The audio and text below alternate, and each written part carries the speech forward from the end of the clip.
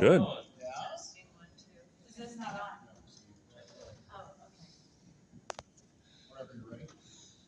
Should be on. There we go.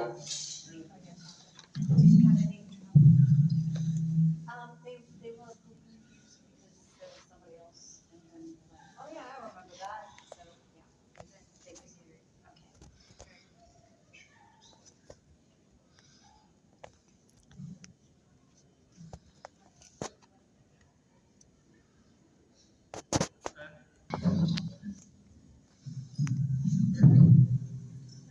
Ooh. So we'll let Theresa get started. You can just kind of introduce yourself as to how did you get started with Fox 42 Kids Club? Yeah, so, okay, that microphone's on. And I'm super theatrical, so my voice carries. So, welcome, come on in. So, in 1987, that's gonna sound like a long time ago to many of you. I graduated from college in California, and I moved to Omaha, Nebraska, which I'd moved and been in a lot of places because my dad was in the military, so it wasn't as big a deal as you would think. And I was working, so I begged for a job at KPTM. And at the time, KPTM, many of you might remember, was just an indie, what they called an independent TV station, no affiliation with a network. We ran John Wayne movies in prime time. And Perry Mason every day at noon, which was a huge deal. People loved their Perry Mason. Lucy, I Love Lucy was one of our daytime programs. So I decided that's where I wanted to work, and I really did stop the promotion manager. And, eventually it worked out. He hired me, and I was in the promotion department doing voiceovers, not my voice, writing voiceovers for our then announcer. His name was Joe Patrick, old school TV announcer. He has since gone. But I also cut movie promos. So I'd watch old movies and I'd write down all the quotes and I'd catalog all the clips and I would edit together 30 and 60-second movie promos or TV shows for things that we were running. And then the Fox network came on and all of a sudden we were legit. Like before it was like, oh, that little TV station. And then the Fox network was like, yeah, you're gonna be an affiliate. And we were like, well, that's cool, what does that mean? Well, it meant that they had Married with Children, The Simpsons, Tracy Ullman, these old school shows and they were only broadcasting a couple of nights a week, 5 nights a week, 7 nights a week. Then we got NFL, then we got hockey. It started to build and build. So they sent us a kit, and it was the Fox Kids Club. And in the kit was like, you're going to have your own Fox Kids Club, and everyone in the country is going to have one. What is yours going to look like? And I got that kit, and I was like, oh, I want this. Whatever this is, I want it. So I had a meeting with the station manager. His name was Jim McKernan. He ended up hiring me at 3 different places in my career. And Jim McKernan pulled me in and he's like, kid, we think you'll be great at this. You have an impish quality that people are gonna like.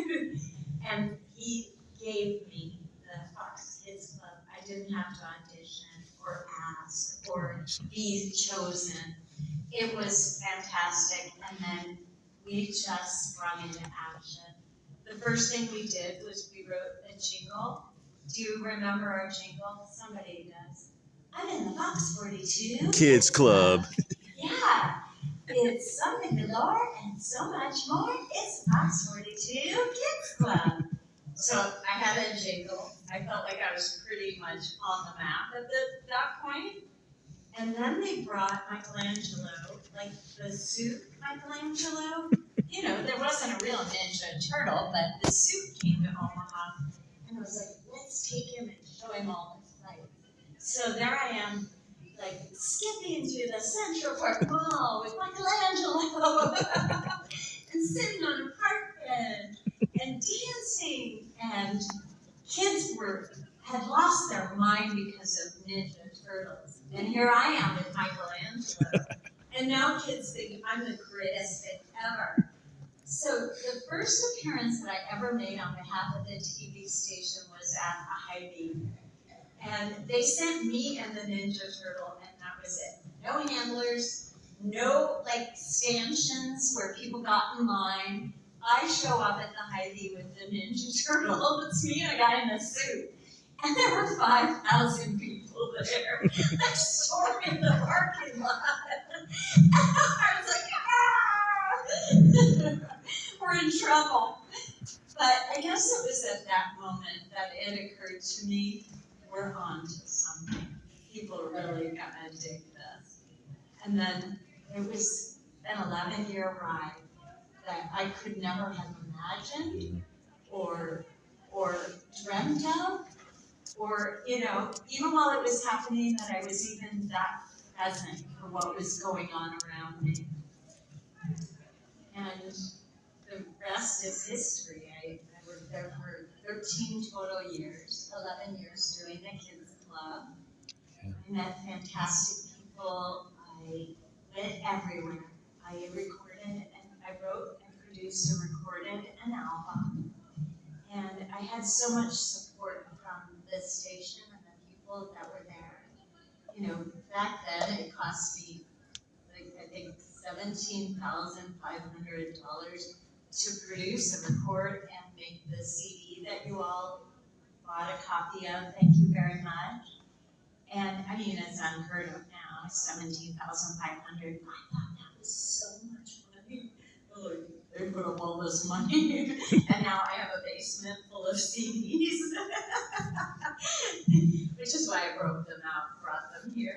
Now in our discussions, Yeah. you and I have had, what was really surprising to me, and I think might surprise everybody else, is you did more than just host. Oh yeah. They were like, oh, I forgot that part. They were like, oh, the kids club is yours. You're the writer, the producer, the star, the coordinator, the everything. I was a one-woman show. The only thing I didn't do was videotape myself, because that would have been harder. But nowadays, they'll send people out routinely, and they set up their camera, and then they go stand behind it. But no, I always had a camera guy. And usually a producer in the studio when I was doing post-production, but the rest of the time it was me, and it was the Wild Wild West. We made it up as we went. So yeah, I was the everything girl. I was like, you know, I'll never forget, I had an appearance at a library one afternoon, and I kept like a desk calendar. So this is before there were phones and social media, thank goodness, because you wouldn't all be recording me right now. And I had everything written on my calendar. For some reason, I got to go to the library to this appearance that I had. Once in 10 years, I forgot to show up. And oh, I'm telling you, like the tears. I got in my car because I thought, I'll go there. Maybe the kids are still there. And you only do that once in your life, but it left a real impression. And the lady kind of shamed me a little bit. And I felt bad, I already felt bad. And I remember I came back to the station and I was supposed to be at the library. And they're like, for years they made fun of me because they're like, I missed the bookmobile. Anyway, does anyone have questions, or are there things you're interested in knowing? Well, how did your attire come about? So my attire, which is, I wore the classic piece today, was all developed between me and a costume designer. And so the station paid for my wardrobe. so I had a wardrobe allowance. I'm famous for wearing purple tights. You guys all may remember little skirts, purple tights, colorful outfits, but I always put on a master jacket that was bright and, outgoing. So I worked with the costume designer. He'd go out and find fabric, and then we'd tailor them. This one's a little more fitted. I'll be honest, when I put it on last night in preparation for my appearance today, I was pretty excited that it still fit. So it's been 20 years, so that's a big deal. The same hat. Oh yeah, this is it. You still I'm have, keeping it old school here. you still have a lot of those, wardrobe. Everything. I have every letter that was ever written to me. I have every minute of videotape that I ever recorded. I have all of it in my attic. And I keep thinking someday I'll do something with it. I don't know what that is. I could literally probably sit in my attic and read letters on TikTok, and people would find that fascinating. So maybe I will break out my stuff one day. But yeah, the station took care of all of them. Costumes were all made custom. Some are reversible, some glow in the dark, which is really fun. But I have one with Animaniacs on it. Mm-hmm. Yeah, it was between this one and Animaniacs today. I went with more tailored. Yes, Did you ever bring celebrities? yes, lots of celebrities came through Omaha, and I would interview them for, now, a lot of people don't realize, I was just during commercial breaks. I wasn't even on like a program. I would come on during the commercial breaks and I'd be like, hey, Terry Bradshaw's in town, and here we are. And then Terry Bradshaw, who was such a hoot, I loved him so much. He and I would talk, or sing, or do little, short little, what we called interstitials. They were 30 or 60 seconds long. That's all the time they gave me. And then I also had like contests and events. And so Howie Mandel, Terry Bradshaw, I interviewed the Nebraska Cornhuskers when they won the national championship in 93 or 94. So Tommy Frazier and Burt Berringer were on the show. Gosh, I've forgotten. I mean, Power Rangers. Woo! For days, yeah. I interviewed the Red Power Ranger. My favorite interview. Oh, well, I did some kids club segments at the zoo with Jim Fowler. Jim Fowler was like the host of the Mutual of Omaha's Wild Kingdom. And he had like his trusty sidekick. They were both 6'5". And we were holding a 70-foot python that weighed, or a 70-pound python. And Jim Fowler's got the little head, and Peter Gross has the little tail. And I was holding the entire python. That was a memorable day. I don't remember my favorite. There were so many people that I interviewed. My favorite was generally kids. Because kids were just so much more earnest. And they didn't have all the layers of life that, we as grown-ups bring along with us. And so, kids were my thing. People always ask me, do you have kids? I don't have my own kids, but I had 100,000 of somebody else's kids. And that was like something that was really meaningful to me. I never took it for granted that, that people looked up to me and that it meant, that I had to be a good role model. And I've met so many of you who were like, oh, I was a kid when you were on TV. And that's special. I don't take that lightly. Somebody showed me their kids club card. Are you in here? Marcus showed me a kids club card. I was like, oh, he had a magazine. You could get a free iguana with your kids club card. I was like, How many people mentioned on the free wall? yeah, like, we got a free iguana. Like, that made me proud. Before we kick it off to the next question, I do want to say, Yeah, you know, for Teresa, just meeting and talking to her, she really does have a true passion for, kids and so on and so forth.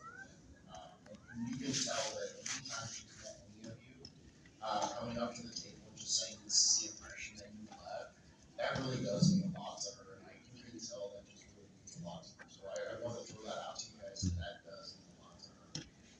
And she really does have a passion for it. So, next question. Comment and a question. Comment number one. Yeah. I'm not from Nebraska, so I never didn't know anything about you or Trump. However, the name was so huge. I thought it was a half-hour thing that was on TV every night. Right. And Well. yeah, so I'm just like, what? They gave me Yeah. commercials. Okay, so my Like, I question, need to talk to my agent. my question was, what was in that first kit that they shoved to you and said, here, this is our kids club thing? So, like any other promotional kits, these are kind of cool. When you work at a TV station, they package up the most amazing stuff to give to the TV station to promote whatever. I remember like unwrapping a Star Trek Next Generation where it was a leather-bound book, photographs. It had one of the Enterprise lapel pins.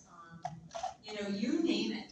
They spent a lot of money on these promotional kits. So what was in that kit?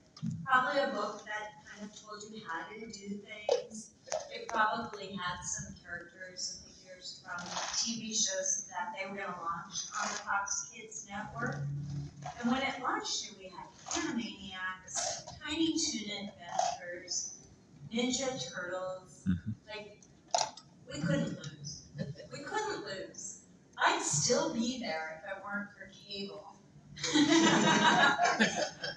the Cartoon Network and Nickelodeon, and they were like, yeah, we see the future, kid. It's not looking good for you.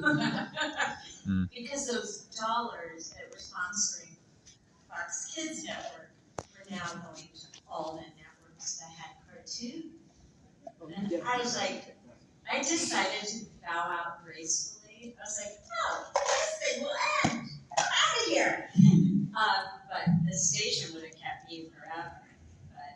But I now work at a bank in marketing. I know. And I show up like this. They're just like, okay, of course. The kids club lady. Once in a while, I'll sing and dance for them. You have a question? So what kind of schooling did you get that prepared you for this? And the reason I ask is it's the exact same industry I'm trying to go into. I'm trying to get into film and production, like behind the scenes stuff, primarily with kids television, but I'm open to other things. Yeah, So I'm yeah. just kind of curious what kind of education you pursued to get there. So I studied film and video as an art form. I went to school in California, the University of California, San Diego. I always tell people it's when they let anyone in. And that was, early 80s. And so I got my degree in media, mass media, communication. But really I was studying film and video as an art form. And the most surprising part of that is how I got my job at Fox was I couldn't edit. They're like, oh, you can edit? You can do this job. And that skill set put me above a lot of candidates. So, being able to edit, and now it's all on a computer. Hell, it's on your phone. So acquire the skills that are going to set you apart in some way. And I could write. Two things that they were looking for. And that's exactly what I'm doing right now. My major is called Emerging Media Arts. It's at the UNL. It covers everything from animation to gaming to things like AI, AR, VR, all that stuff. Yeah. Sounds like And a then- good area. Yeah, and then be relentless. I went in relentless pursuit of the job. And, they were either going to say no to me just to get rid of my face, or they were going to say yes to me and let me become an actual. I was telling somebody at the booth, I got $16,000 in my first job. That was my annual salary. And I was over the moon. I was like, oh, I made it. Mom, I'm making $16,000 a year. Yeah, times have changed. And actually, salaries haven't kept up with inflation. I will tell you that. At that rate, I should be making $250,000 now. Yeah. Not how it works. But anyway, anybody else have a question? Hang on, maybe there's someone behind you. So it sounds like things was good, like each region had their own. Yep. So did you take any inspiration from the other regions? Hmm. Did anybody take inspiration from you? Or did you kind of stack between the regions? Oh my gosh, that is an excellent question. So the Fox Network patterned their kids club off of a kids club in Columbus, Ohio, that was doing it as an independent. And the lady there, I can't remember if her name was Nancy or Carol or, kind of an old timey name. I'm sorry if anybody here is Nancy or Carol, but a little bit old school. And she was crushing it in Columbus with her kids club. And so they're like, this is how we think it goes. It's a membership club. And the Fox Network supported that by sending magazines in the mail. So first it was, I want to say maybe it was quarterly, then it was twice a year, then it was once a year. Like, they were also running out of funds. Because we thought this whole thing was going to be gangbusters and everybody was going to sponsor it. It was just harder than you think.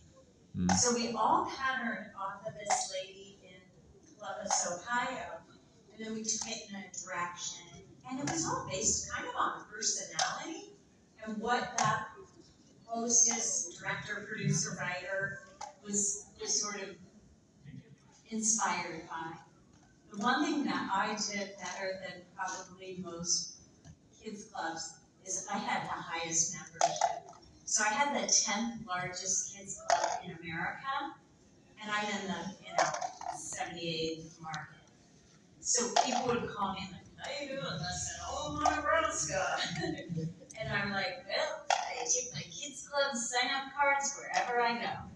So at a Royals baseball game, I could sign up 700 kids in a night. Well, I'm at a Royals baseball game all day. So I just crushed it in terms of membership. Mm-hmm. So that was something I was really proud of, that I had such a large kids club in like Chicago. What's that? How are you doing this? So I'm like, well, Chicago, here's how it happened. But I was everywhere. I pursued every opportunity. And they give you a little reward at the end of every quarter if you made your goal. And I got a Simpsons poster signed by Matt Groening that he actually has Bart saying, "Yo, Theresa," which is super cool. I thought, Kids Club, do I get one? They gave me one time they gave us a t-shirt that said, "I made my goal," and all I got was this lousy t-shirt. So they would reward us with little things, and I was driven by those little rewards. I'm kind of goal-oriented. Any other question? Does that answer your question? Yeah. We kind of all did our own thing based on our personality. If you got one day they want to do a reboot, what would you do different? What would I do different if I had a reboot? I'd be on all channels. So I'd have a website and I'd have social media. I would do more to help the greater good. I would, I'm not saying I didn't. I made a lot of appearances and I did a lot in the name of helping children. Mm-hmm. I would take up causes that were really meaningful to me, even if they were controversial. And I would do things that really supported children and the greater good, and I would have a laser focus on that. You ever thought of doing a YouTube channel? Yeah, I could do a YouTube channel. Like my daughter and a whole bunch of kids that don't watch TV. TV on stuff. They only watch YouTube. Yeah. Stuff on YouTube. Yeah. Kid programs. Yep. I have a full-time job. I need somebody to go, I'll produce. Yeah. If somebody stepped up and said, I'll produce you, I'd do it in a minute. Because I like the camera. I think it likes me. I am older now. Yeah. Just piggybacking off of the promos you did, I remember you did do quite a few. Like there was the sun dog for the summer, the milk thing, of course, The milk thing. and Oh, see. And I oh, remember a The few. milk thing was my favorite guest of all time. I adored the milk thing. Yeah, and you also did a few for the Durham when it was starting to be the Western Heritage Museum. I did. Was there any favorite promos that you really liked that much? Yeah, so, the funny thing is that milk thing was so popular. I would go places with him, and he would be like, ah! He would geek out, and I would always say to him, milk thing, we're through. You become more popular than me, you have to go. So that milk thing, some of my favorite promos, like the Sundog Shack. So here's what I would do. You guys will find this fascinating. I would go into the audio booth where we had racks and racks and racks of jingles. And I'd pull out a jingle, or not a jingle, music tracks. Oh, sure. And I would play those music tracks. And I would write songs to them. Oh. So the Sundog Shack, I wrote a jingle to. You guys remember that?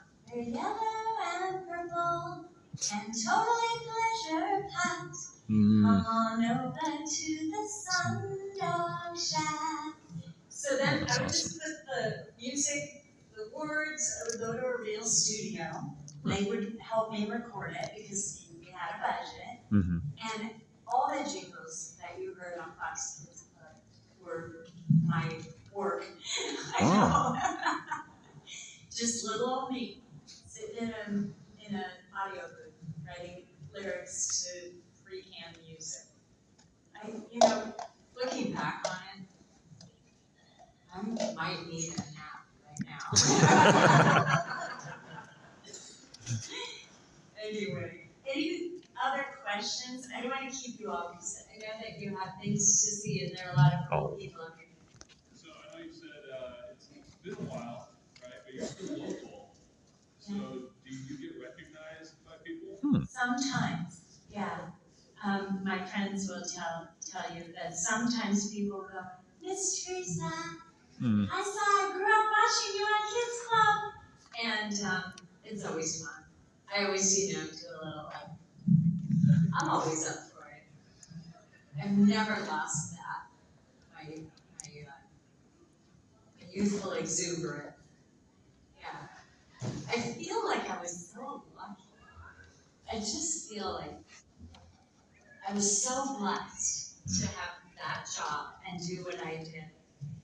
And, even on days when I'm like, I'm in banking. Okay. I work at a bank. I go, okay, but you were the Fox Kids Club girl. Yep. And, then somebody will recognize me and pulls me out of my, I don't know, it's not depression, but just feeling very ordinary. Yeah. I don't know if any of you all had a favorite promo as well, but I think my favorite one was when she went to the zoo in the Leaf Jungle. She was showing the different animals. There was that one that was like an art kind of, I can't remember what it was called, it was like black and white. And she was like, hi, it's this. And I was like, and then when I went to the zoo, I was like, she's like, here, I remember that on TV. She's like, right here. She held that 70-pound python. Yeah. Right here. Yes. I have a question, and I'm going to switch gears a little bit. I know when the Power Rangers came out, there was a lot of controversy on their violence. Yeah. How did you handle negative feedback and things when people raised their opinion? Yeah, it was a different time. We didn't have to answer to people on social media. So there wasn't that much noise. People would sometimes call this station and, occasionally they would, and never was the violence. It was occasionally about how I was dressed in public. And because I'm kind of a curvy girl, I was like, well, who has a real problem with this? You're a 10-year-old? I don't think so. So, not so much the violence. And it never occurred to me that were a few things I stood up for. There was a point where I no longer wanted to sponsor the circus because that made me sad. There was a point where somebody brought on a pawn shop for a sponsor, and I said, I'm not doing a pawn shop. You know, I mean, I may have been a little bit judgy about that one. There were things along the way where I was like, let's not go there anymore.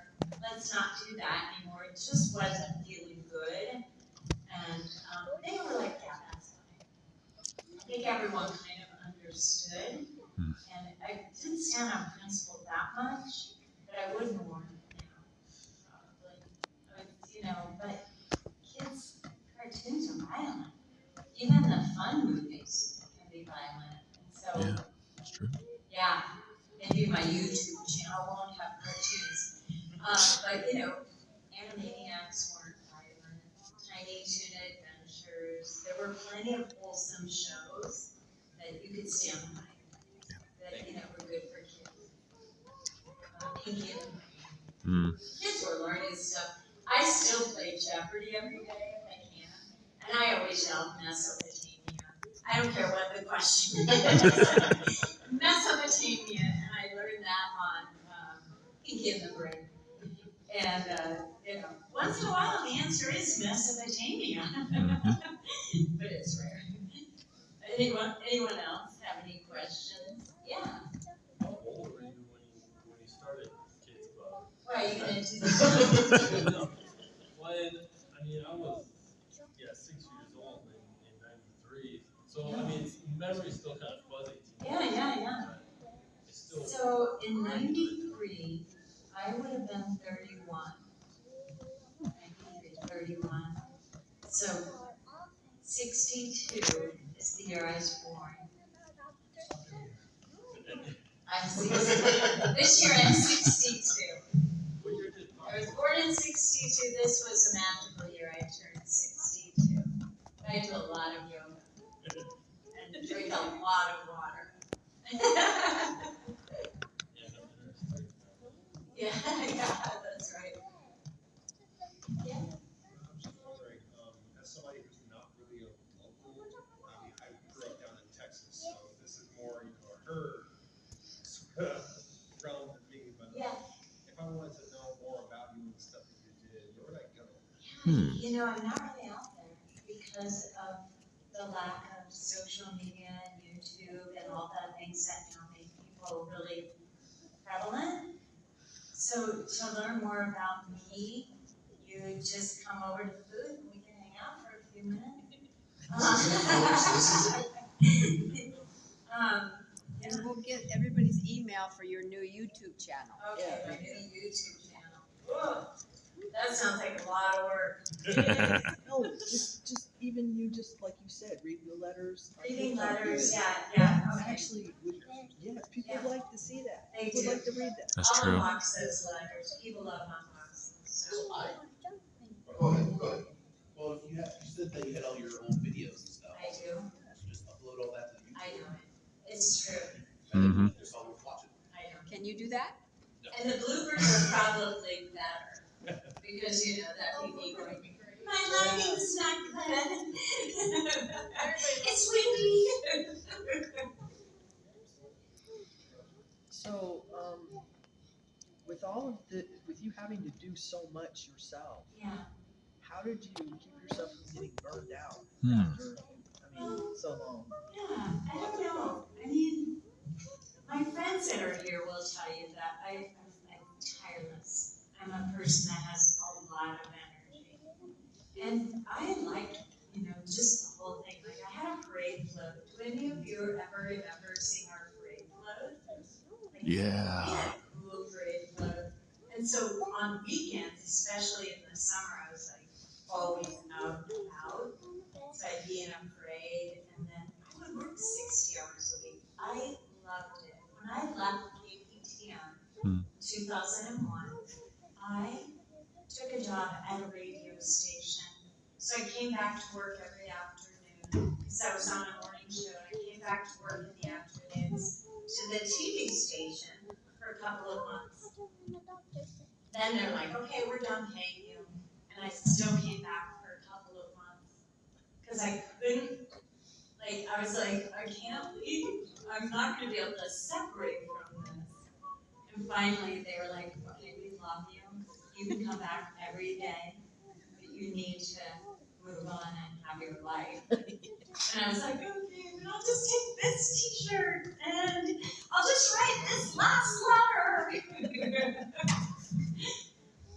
So it meant a lot to me. It was far more than a career. It was like my real life, you know, and a legacy in a way that now I don't have to prove myself. Now I can just work in banking and be okay with that. Yeah. And I do have a great job. I work for FNBO. It's a wonderful company, but I don't. Everyone's like, oh, what's going to be your legacy? And I'm like, checked that box. Yeah. And so that's kind of a good feeling, just to have that satisfaction. Something I did made a lasting impression on people. It matters. Yeah. And I'm here raising money for Make-A-Wish. Because well, what else could I do? I want to do something good for kids. And so that's my goal. Doing something good. Because if we help kids, kids are going to fix this mess. And we got to focus on them. It's sad, but we're like, hey, good luck. Here's the environment. Now it's your job. But anyway. Yeah. So do those region dedicated, so you had your picture and stuff. Yeah. There were only like 3 sections of the local. The front strip, anyone that has a magazine will know it's the front strip and the back section. Yep. And I think once in a while we had an inside section. Here's the interesting thing about the magazine. It was printed in Omaha, Nebraska, for the whole country. And so the Fox Network would come in and they'd be like, okay, and I'd meet them at the printer, and we became friends. My friends in Los Angeles. So I was kind of connected at the top. That helped me get a connection to the woman that voices Bart Simpson. Her name is Nancy Cartwright. She did a little recording for me for a child who was in the hospital here. And then she and I exchanged Christmas cards for the next 10 years. So, I connected with like Bart Simpson. Will Wheaton, do you guys know who Will Wheaton is? He came to Omaha once, and he was here for a conference or a convention.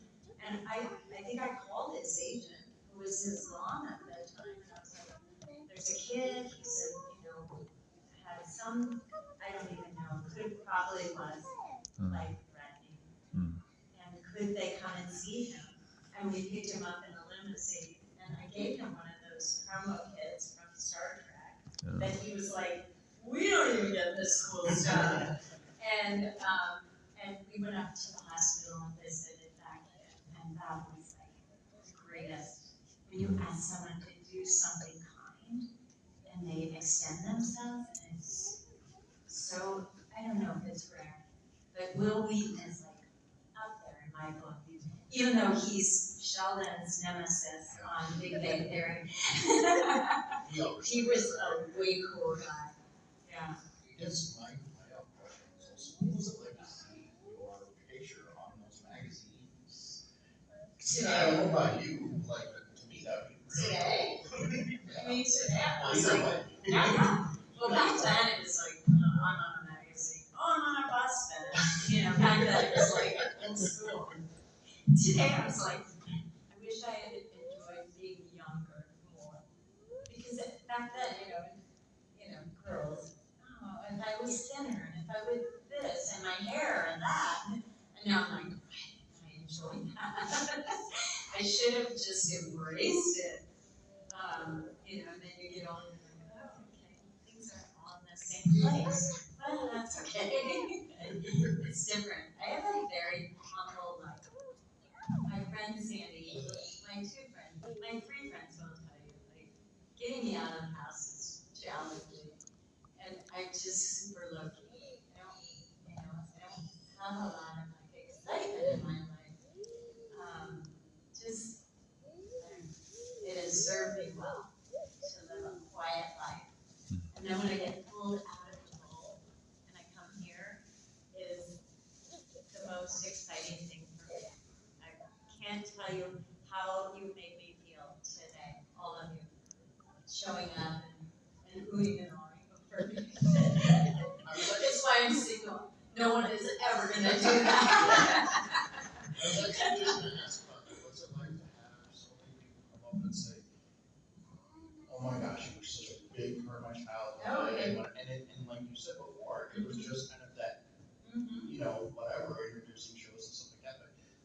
the memories they connect to. So what's that like to hear that? It fills my heart, like the Grinch. It goes 3 times. I used to tell people, and I'll still tell my coworkers, I would walk into an auditorium of 500-600 kids, and they would hold their breath when I walked in. It would go, and I would walk in the room, and I was like, this has ruined me. Unless you hold your breath when I walk in the room, you're never going to be good enough for me. And so, not that that was happening today, but no, it could have made me happier. I'm thrilled that I made such an impression on your lives, and that you thought enough of me to come out. It's a huge deal. Yeah, you over there, Leonardo. It's a big deal. Yeah, I don't know about anybody else, but like I can't watch the X-Men on demand or anything else without waiting for that Fox 42 Kids Club bumper or something like that. Because I have a hard time associating those shows with anything else but Fox 42 Kids Club. I don't know about y'all, but that's just me. That's anybody else? Oh, yeah, okay. Mm-hmm. They should have bumpers. Yeah. Yeah, totally. So, I may be too old for that, but I don't know. They have really good filters now on cameras. so we need one last round of questions. Yeah, anybody else? Then we'll let you go and look at Ursula and all those. I don't even know. She's had so much fun with all these characters and taking pictures. Yeah, it's been really cool. Yeah. Question. Do you have any plans for maybe doing more appearances in the near future? I'm thinking, I wonder who else would think that it was interesting. Yeah, that would be fun. Like to have a really big Fox Kids Club reunion, and That'd be cool. Get thousands of people, like all the Kids Club members. So I think what will have to happen is I'll have to have social, because then I can get everyone in one place. Yep. And then promote it. And what would we do? It would be something that was raising funds for a good cause, supporting children. Mm, So that'd be awesome. Yeah, we'll put some brain power behind that. A lot of your work was green screen based. Some of it. Yeah.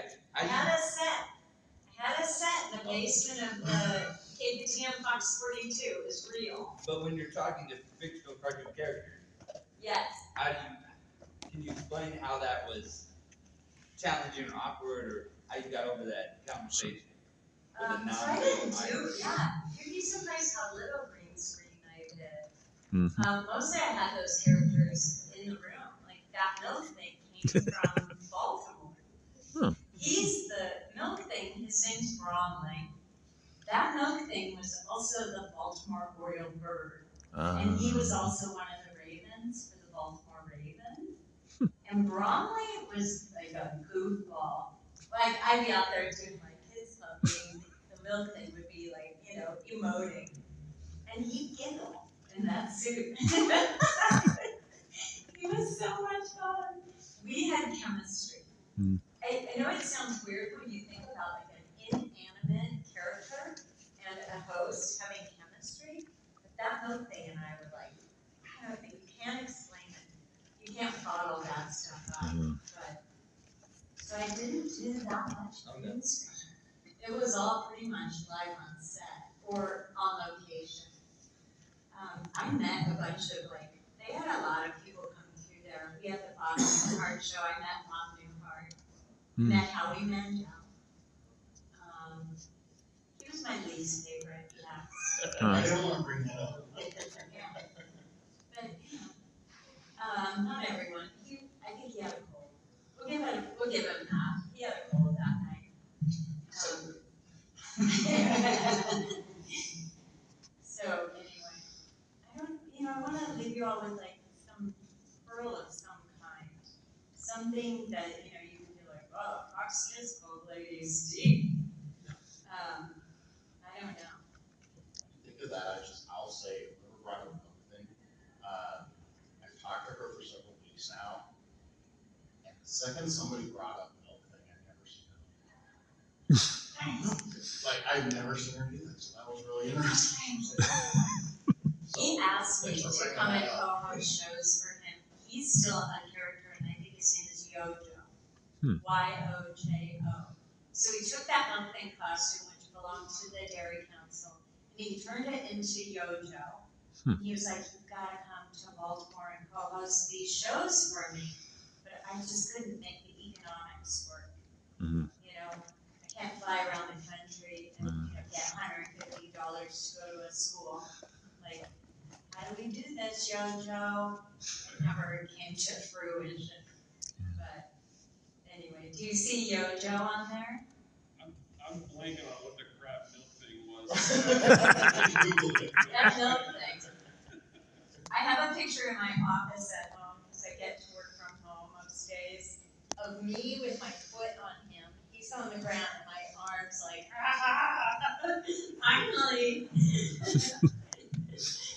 Anyway, all right. Well, I'm again just very humbled and honored that you showed up. This is exciting. I'll be at the booth for another couple hours. Yeah, until I fall over. There's my #1 fan. Yes! He's Jersey strong. We're just wrapping up unless you have a question. Oh, me? Yeah. What's the best thing that's happened to you? In my life? Yes. The best thing that's happened to me in my life. The milk thing. Look what I started. There was a character on my show called That Milk Thing. Yeah. He was sponsored by the Dairy Council. And so they shipped that suit in, and they hired the actor. His name was Bromley. And so they were big time. They weren't like, oh, anybody can be That Milk Thing. It had to be a professional mascot, and Bromley was the best. He's the Baltimore Oriole bird.